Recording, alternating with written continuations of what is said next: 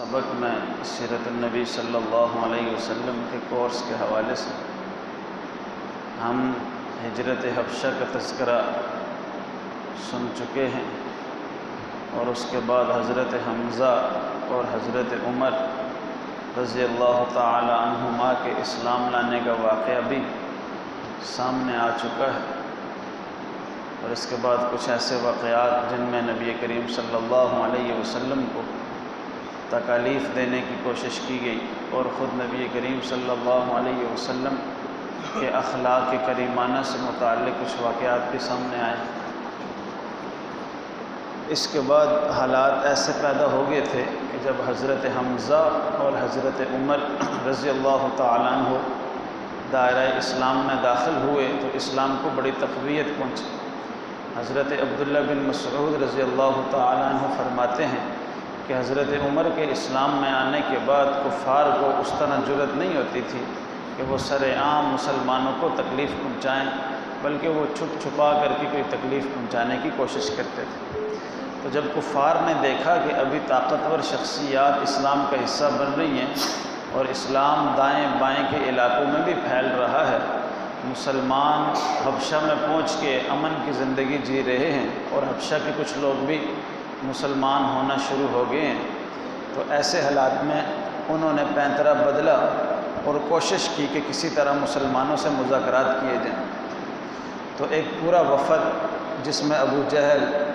عاص بن while, ولید بن مغیرہ، نضر بن حارث، اس طرح کے کئی لوگ تھے، وہ نبی کریم صلی اللہ علیہ وسلم کی خدمت میں آئے اور آ کے یہ بات کہنے لگے کہ ہم اس طرح کرتے ہیں کہ ہم چونکہ رشتہ دار ہیں، ایک قبیلہ ایک علاقہ کے لوگ ہیں، اور آپس میں نفرتیں لڑائیاں زیادہ ہو گئی ہیں، تو کچھ ایسی صورتحال اختیار کرتے ہیں کہ جس میں ہم دونوں کے لیے گنجائش ہو چلنے کی۔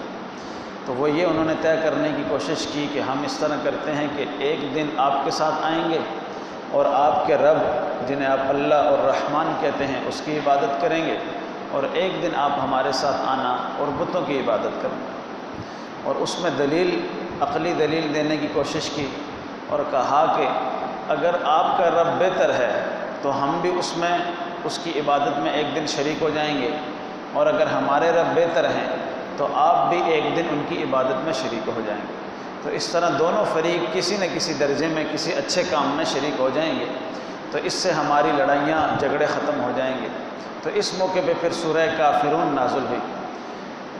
کہ اللہ پاک نے فرمایا کہ ایسا نہیں ہو سکتا، قل یا ایھا الکافرون لا اعبد ما تعبدون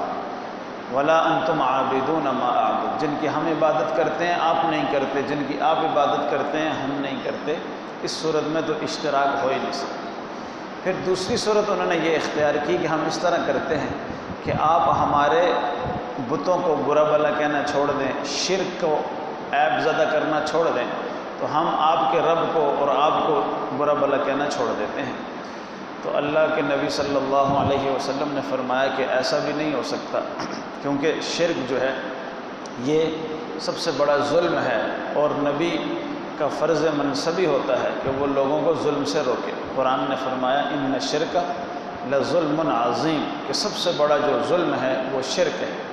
تو لہٰذا شرک سے نہ روکوں، شرک کی برائی نہ کروں، ایسا نہیں ہو سکتا۔ اس موقع پہ بھی یہ آیتیں تکمیل کو پہنچیں کہ لکم دینکم ولی دین، کہ آپ ہمارے پیروکار نہیں ہو سکتے، ہمارے راستے پہ نہیں چل سکتے، ہم آپ کے راستے پہ نہیں چل سکتے، آپ کے لیے آپ کا دین ہے، ہمارے لیے ہمارا دین۔ یہ حربہ جب ان کا ناکام ہوا تو پھر انہوں نے کوشش کی کہ ہم کسی طرح اللہ کے نبی کو ناکام کریں، ایسا مطالبہ کریں جو یہ پورا نہ کر سکیں۔ تو وہ ایک دفعہ چاندنی رات میں آپ کے پاس آ گئے، وہ بھی پورا وفد تھا، اور کہا کہ اگر آپ اس چاند کو 2 ٹکڑے کر دیں تو پھر ہم آپ کی بات مان لیں گے۔ تو آپ صلی اللہ علیہ وسلم پہ وحی آ گئی کہ آپ ان سے کہیں کہ اگر ایسا ہو گیا تو یقیناً ایمان لے آؤ گے؟ انہوں نے کہا بالکل لے آئیں گے۔ تو اللہ پاک نے فرمایا کہ آپ انگلی کا اشارہ کریں، ہم چاند کو 2 ٹکڑے کر دیں گے۔ تو اللہ کے نبی حرم میں تھے، اس طرف آپ حضرات میں سے جو گئے انہوں نے دیکھا ہوگا جبل ابی قیس ہے جو حرم کے مغربی سائڈ پہ،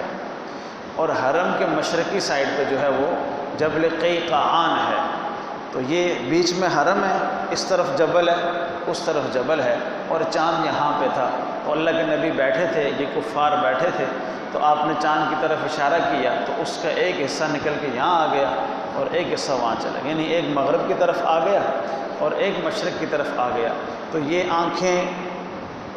صاف کر کر کے دیکھنے لگے، کھول کھول کے دیکھنے لگے کہ یہ کیا ہو گیا، یہ تو مطالبہ پورا ہو گیا۔ تو پھر اس وقت انہوں نے، ابو جہل نے کہا کہ بھئی اتنا بڑا جادوگر تو ہم نے دیکھا نہیں، ہم نے ایسے جادوگر دیکھے ہیں جن کا جادو صرف زمین پہ چلتا ہے، یہ تو اتنے بڑے جادوگر ہیں، ان کا جادو تو آسمانوں پہ بھی چلتا ہے، لہٰذا ان سے ہماری نہیں بن سکتی۔ ایسا کہہ کے اپنے لوگوں کو لے کے اٹھ کے چلے گئے۔ آج کل کے زمانے میں کچھ ایسے لوگ پیدا ہوئے ہیں جو اس معجزے کو نہیں مانتے، چاند کے 2 ٹکڑے کرنے کو، جبکہ اس کا ذکر قرآن میں موجود ہے۔ سورہ اقتربت الساعۃ وانشق القمر، سورہ قمر اس کا نام ہے، 27ویں پارے میں، سورہ رحمان سے پہلے یہ صورت ہے۔ تو اقتربت الساعۃ وانشق القمر، قیامت قریب آ گئی اور چاند پھٹ گیا، ٹکڑے ہو گیا۔ وَإِن يَرَوْا آیَةً يُعْرِضُوا، مجھے آیت بول رہی ہے، وَإِن يَرَوْا آیَةً يُعْرِضُوا كُلَّ سِحْرٍ مُسْتَمِرٍ، کسی طرح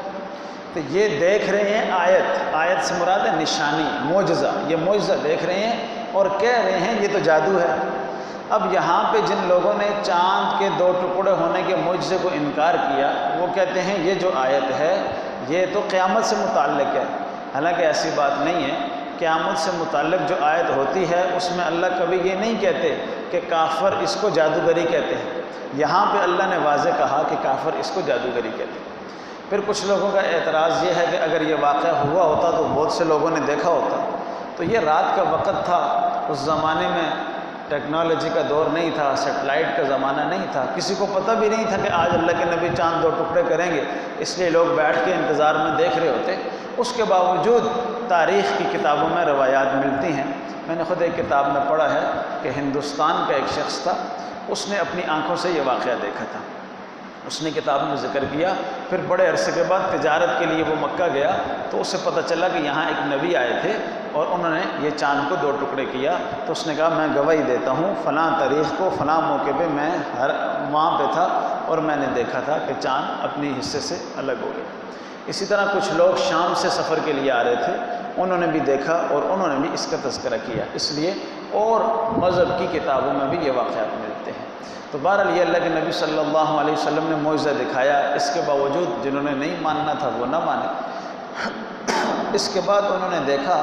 کہ ایک تو ان کا دین بھی پھیل رہا ہے، طاقت بھی پکڑتے جا رہے ہیں، تو کوئی پکا بندوبست کرنا چاہیے کہ اس دین کو یہیں سے ختم کر دیں، نہیں تو یہ پوری دنیا میں پھیل جائے گا۔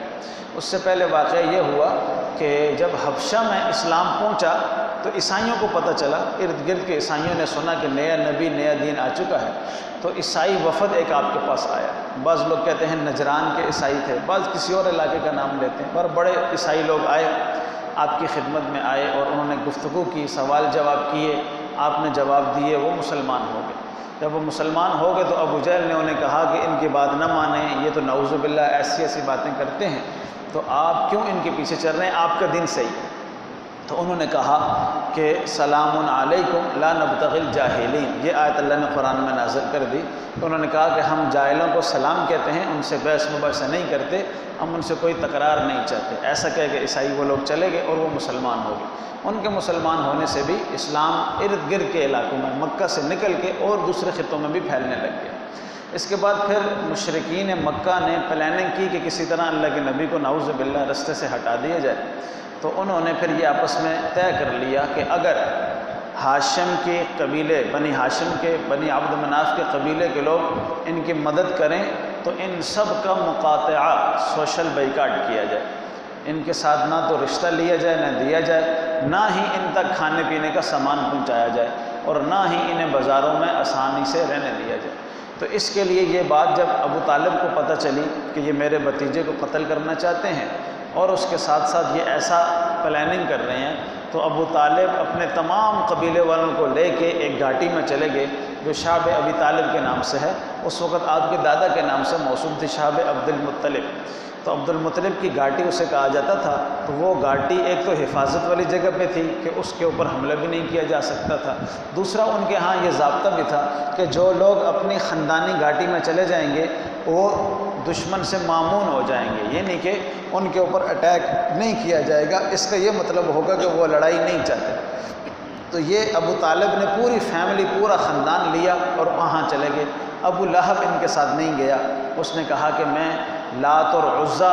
کی عزت کے لیے کام کروں گا، میں محمد صلی اللہ علیہ وسلم اور ان کے باقی لوگوں کو تسلیم نہیں کرتا۔ تو اس نے اس معاہدے میں اپنے خاندان کا ساتھ نہیں لیا، خاندان کے مخالف لوگوں کا، مشرکین کا ساتھ لیا۔ باقی خاندان میں جو کافر لوگ تھے انہوں نے عصبیت کی وجہ سے کہ ہمارا خاندان ہے، ہمارا قبیلہ ہے اور یہ پورا عرب، پورا مکہ ہمارے قبیلے کا بائیکاٹ کرنا چاہتا ہے، لہٰذا ان کے اندر تعصب پیدا ہوا اور انہوں نے کہا ہم ان کا ساتھ دیں گے۔ تو یہ پورا علاقہ، یہ پوری گھاٹی میں یہ خاندان کے سارے لوگ جمع ہو گئے۔ اس کے بعد ان مشرکین نے ایک معاہدہ لکھا، اسے معاہدہ یہ کہتے ہیں مقاطعہ کا معاہدہ، اور خانہ کعبہ پہ لٹکا دیا۔ اس میں یہ باتیں لکھ دی کہ کوئی بھی ان کو کوئی چیز خریدنے نہیں دے گا، ان تک کھانا نہیں پہنچائے گا، ان سے رشتہ نہیں کرے گا، رشتہ دے گا نہیں، لے گا نہیں، کسی قسم کا تعلق ان کے ساتھ نہیں رکھا جائے گا۔ تو یہ 3 سال تک یہ اس گھاٹی میں قید رہے۔ قید تو خیر نہیں تھے پر خود ہی اس میں حفاظت کے لیے چلے گئے۔ ابو طالب بڑی حفاظت کیا کرتے تھے آپ کی، وہ اس طرح کیا کرتے تھے کہ رات کو آپ کو بستر پہ سلاتے، جب سارے خاندان کے دیکھ لیتے کہ اللہ کے نبی یہاں سوئیں،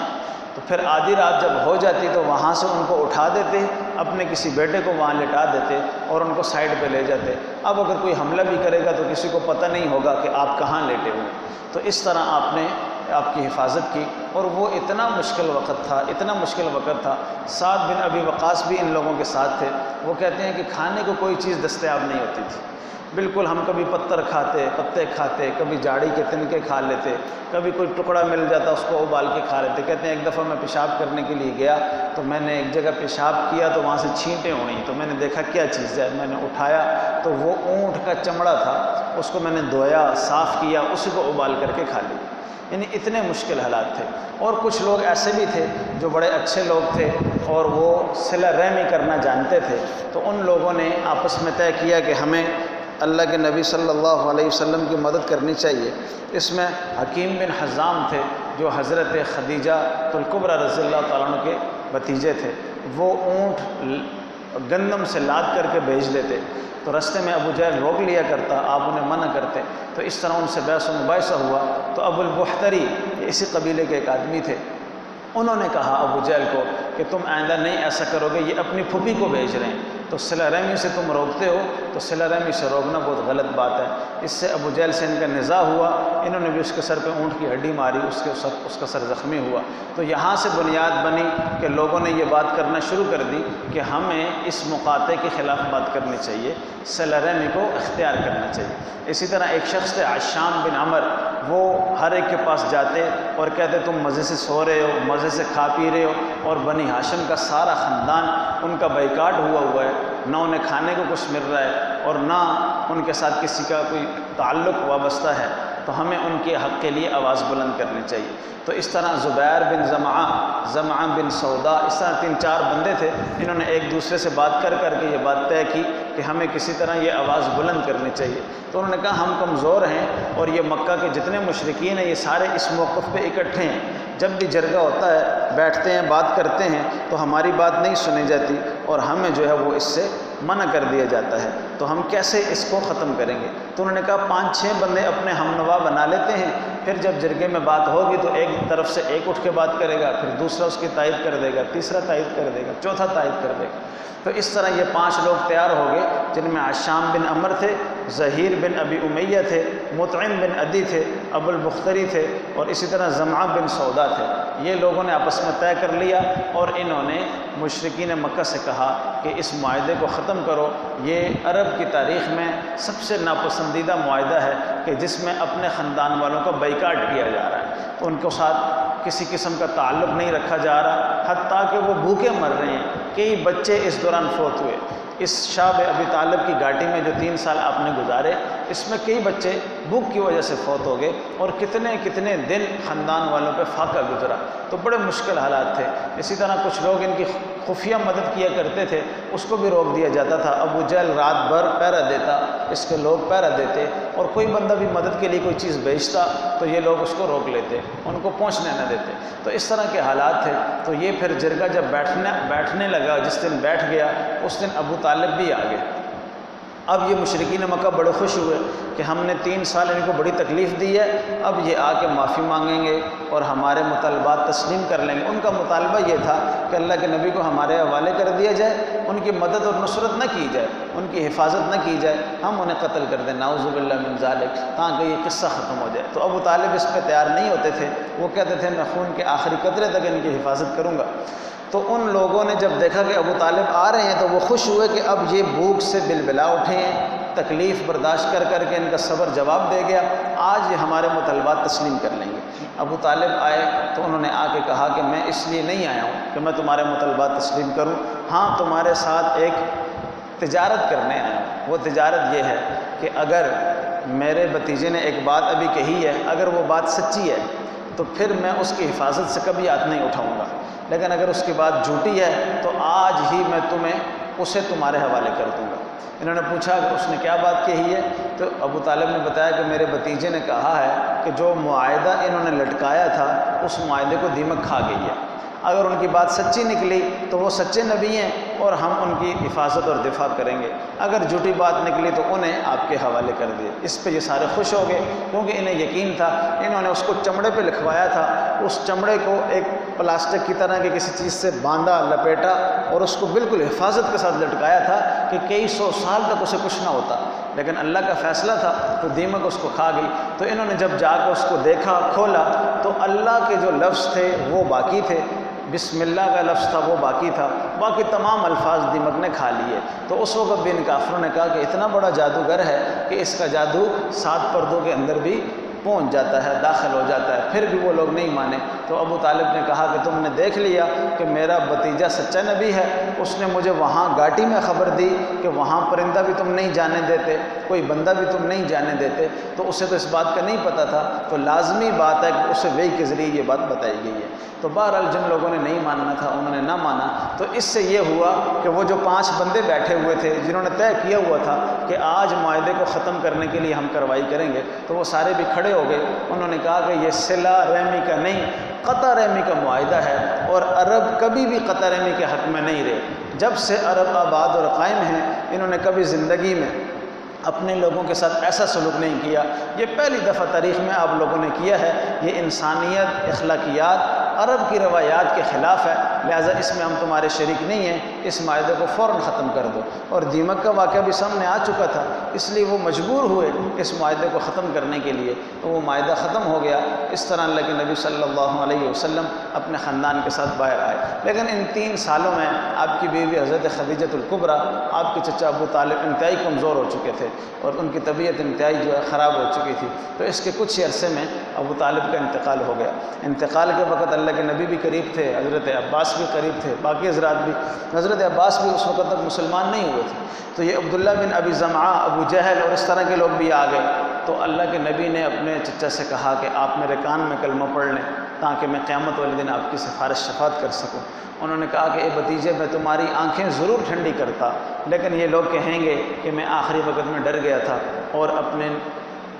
باپ دادا کے دین سے ہٹ گیا تھا، لہٰذا میں کلمہ نہیں پڑھ سکتا۔ تو اللہ کے نبی صلی اللہ علیہ وسلم غمگین ہوئے۔ بعد میں ایک موقع پہ حضرت عباس نے آپ سے پوچھا بھی تھا، یہاں پہ ایک روایت یہ بھی ہے، حضرت عباس نے روایت کی ہے بعد میں، وہ کہتے ہیں کہ اس وقت انہوں نے ہونٹ ہلائے تھے، میں نے کان نزدیک کیا تھا تو وہ کلمہ ہی پڑھ رہے تھے۔ اس وجہ سے بعض لوگ کہتے ہیں کہ ابو طالب مسلمان ہو گئے تھے، لیکن صحیح موقف یہی ہے کہ وہ ایمان نہیں لائے تھے، کیونکہ حضرت عباس نے بعد میں خود اللہ کے نبی سے پوچھا تھا کہ ابو طالب کا کیا ہوگا، تو آپ نے فرمایا کہ سب سے خفیف عذاب، سب سے ہلکا عذاب ان کو دیا جائے گا، ان کو صرف آگ کی جوتیاں پہنائی جائیں گی۔ یہ بھی بخاری کی روایت ہے۔ صحیح حدیث کی کتابوں میں یہ بات موجود ہے۔ بہرحال اس پہ زیادہ بحث نہیں کرنی چاہیے۔ کوئی اگر یہ تسلیم کرتا ہے کہ آپ ایمان لے آئے تھے تو بھی ٹھیک ہے، کوئی یہ تسلیم کرتا ہے کہ آپ ایمان نہیں لائے تھے تو بھی ٹھیک ہے، یہ والے ان کو برا نہ کہیں، یہ ان کو برا نہ کہیں، اس پہ بحث ہی نہ کریں، کیونکہ اللہ کے نبی کا دل خفا ہوگا، کیونکہ اللہ کے نبی کے چچا ہیں، ساری زندگی اللہ کے نبی کی حفاظت کی ہے، کبھی آپ کو تکلیف نہیں ہونے دی، اور ہم بیٹھ جائیں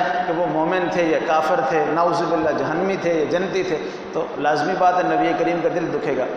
جس طرح کہ ابو جہل کے بیٹے اکرمہ، وہ جب مسلمان ہو گئے، بڑے زبردست جرنیل صحابی تھے، جب مسلمان ہو گئے تو اللہ کے نبی نے کہا کہ ان کے سامنے ان کے ابا کا برے الفاظ میں تذکرہ نہ کرنا، حالانکہ ابو جہل سب سے بڑا دشمن، پوری تاریخ میں حضرت آدم سے لے کے آج تک جو دشمن نبی، جتنے نبی گزرے ہیں، ان کے جتنے دشمن گزرے ہیں، ان میں سب سے بڑا دشمن یہ آدمی تھا کہ جس نے مرتے ہوئے بھی عاجزی نہیں دکھائی، باقی تمام دشمن مرتے ہوئے عاجز ہو گئے تھے۔ اس نے کہا میری گردن نیچے سے کاٹو، پتہ چلے کسی سردار کی گردن۔ تو اللہ کے نبی نے اس کے بارے میں بھی کہا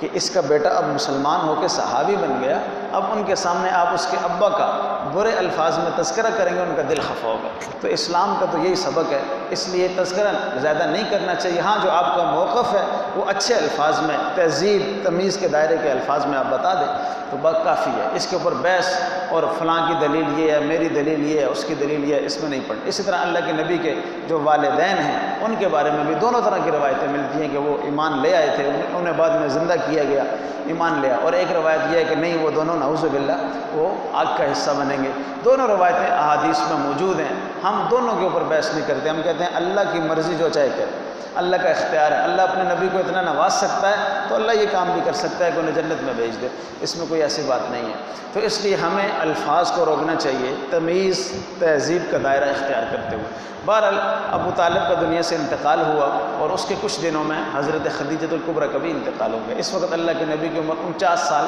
ہو چکی تھی، یعنی 50ویں سال میں لگ چکے تھے۔ تو آپ نے اس سال کو عام الحزن قرار دیا، غم کا سال، کہ دو انتہائی زبردست سہارے اور دو ہر وقت غمی خوشی کے ساتھی، غم گسار ساتھی دنیا سے چلے گئے۔ ایسے موقع میں آپ بہت غمگین رہنے لگے تھے، زیادہ تر وقت گھر میں گزارتے تھے، دعوت کے لیے باہر جاتے تھے، اس کے علاوہ باقی کاموں کے لیے آپ باہر نہیں جاتے تھے، تو آپ کا دل خفا رہتا۔ تو آپ کے چچا ابو لہب نے دیکھا کہ میرا بھتیجا بہت زیادہ اداس رہا، حالانکہ سب سے بڑا دشمن یہ بھی ہے، ابو لہب کے بارے میں تو قرآن کی پوری صورت نازل۔ تو اس نے آ کے آپ کو کہا کہ ابو طالب ہمیں جاتے ہوئے وصیت کر کے گئے تھے کہ آپ کا خیال رکھیں، ہماری جو دشمنی تھی وہ ہے، وہ باقی رہے گی، میں آپ کا دین قبول نہیں کرتا، لیکن یہ ہے کہ آپ جو کام پہلے کر رہے تھے وہ کرتے رہیں، جس طرح ابو طالب آپ کی حفاظت کرتے تھے میں بھی ایسے حفاظت کروں۔ تو ابو لہب نے حفاظت کرنا شروع کر دی، تو لوگوں نے جب تکلیف پہنچانا شروع کی تو ابو لہب نے ان کو مارا، ان کو منع کیا۔ ابو جہل کو بھی ابو لہب نے ایک دفعہ ڈانٹا اور مارا کہ میرے بھتیجے کو اب میری امان میں ہے، تم نے کوئی ہاتھ نہیں اٹھانا۔ تو پھر ان لوگوں نے دیکھا کہ یہ ابو لہب جو ان کا بڑا دشمن تھا اب ان کا دوست بن گیا، اس کو بھی رحم آ گیا، اس کو بھی اپنے خاندان کی عصبیت آ گئی ہے، تو انہوں نے پھر ایک ترکیب سوچی، انہوں نے آ کے ابو لہب سے کہا کہ یہ تو تمہارے ابا کو نعوذ باللہ جہنمی کہتے ہیں، تو آپ جا کے پوچھ لو۔ تو ابو لہب آیا، اللہ کے نبی سے پوچھا کہ عبد المطلب کہاں ہیں؟ تو آپ نے فرمایا کہ وہ اپنے خاندان کے ساتھ ہیں۔ ان کا خاندان کا آپ نے فرمایا کہ اگر وہ ان کا خاندان شرک کرتا رہا تو آگ میں، اگر اس نے شرک نہیں کیا تو جنت۔ تو اس بات کو ان کافروں نے بنیاد بنایا اور پروپیگنڈا کر دیا، ابو لہب کے ذہن میں یہ بات ڈال دی کہ تمہارے والد اور اپنے دادا کو یہ جہنمی کہتے ہیں۔ تو ابو لہب اس وجہ سے پھر آپ کے مخالف ہو گیا اور اس نے کہا کہ اب آپ میری امان میں نہیں ہو۔ تو یہ واقعہ ہوا، اس واقعے سے آپ بہت زیادہ اداس ہوئے، تو آپ نے سوچا کہ مکہ سے باہر نکل کے لوگوں تک دین پہنچانا چاہیے تاکہ ارد گرد سے بھی اس دین کی حفاظت کی، اس دین کی مدد کی آواز اٹھ جائے۔ تو اس نیت اور اس ارادے کے ساتھ آپ جو ہے طائف کے سفر پہ نکل گئے، اور طائف کا سفر بھی تاریخ کا انتہائی المناک، دردناک اور غمگین سفر ہے کہ اس میں بھی جو حادثہ آپ کے ساتھ رونما ہوا، یہ شاید تاریخ انسانی میں ایسا حادثہ کسی نبی کے ساتھ رونما نہ ہوا ہو۔ تو یہ اس کا انشاءاللہ ہم اگلے ہفتے جو ہمارے درس ہوں گے ان میں اس کا تذکرہ کریں گے۔ ہمارا وقت اب تقریباً ختم ہو گیا، تو اس کے بعد انشاءاللہ پھر مکی زندگی کا اختتام ہو جائے گا، 13 سالہ مکی زندگی، پھر 10 سالہ مدنی زندگی ہے، اس کو کوشش کریں گے ربیع الاول کے مہینے میں سمیٹ لیں اور اپنے وقت پہ ہمارے اسباق ختم ہو جائیں۔ اللہ پاک ہمیں سمجھنے، عمل کرنے کی توفیق عطا فرمائے، آمین۔